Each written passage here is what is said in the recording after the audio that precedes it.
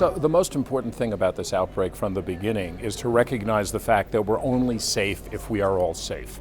And so, of course, the fact that there are large numbers of people that are underprotected in China is a risk for China, and it's a risk for the world. It is also true, though, in other countries as well, where you have inadequate vaccine coverage.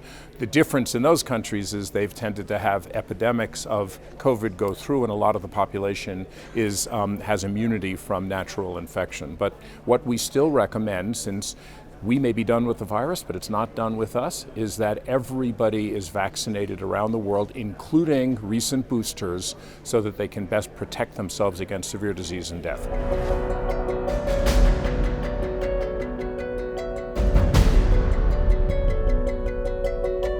I mean, if you look at what happened with COVID, it had a relatively low mortality, 1 to 2%. But in the elderly, in people with comorbidities, healthcare workers who were chronically exposed, we saw a lot more disease and death.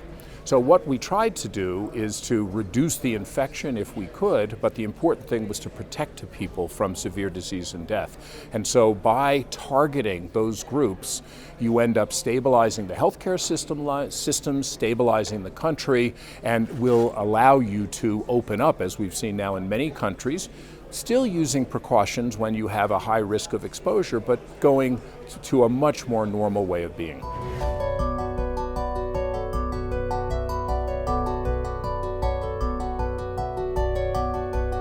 Well, first of all, we're very proud of the fact that in the developing world, 54% of the population has a full course of vaccines. That compares to about 64% globally.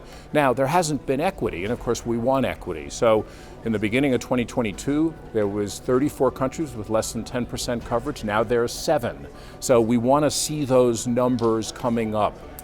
The challenge in the developing world is that we don't have adult vaccination programs. And so it's built upon the pediatric, childhood vaccine systems, and that hasn't really changed. So we're in a better place because we have stronger systems, we have better cold chains, we have better logistics, we've worked through the issues. But one of the things the world has to consider is whether we should now build a vaccine program that is through the life course and includes not just healthcare workers and adolescents and children, but also adults. And I believe that's something that we will have to move towards.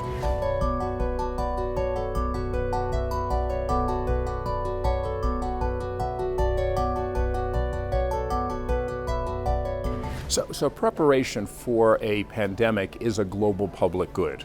And by definition, a global public good needs the engagement of governments because it's about covering all the citizens, all of the people that are at risk. Now, of course, the private sector has a very important role to play, but if we don't make it a public sector challenge, we will be in a difficult situation. And then we also have humanitarian situations where we have displaced people or stateless people or warfare, and in those cases we rely on UN partners or on civil society to help provide services if the government can. But for a pandemic, it has to be all hands on deck and to make sure that we have those systems that reach everyone.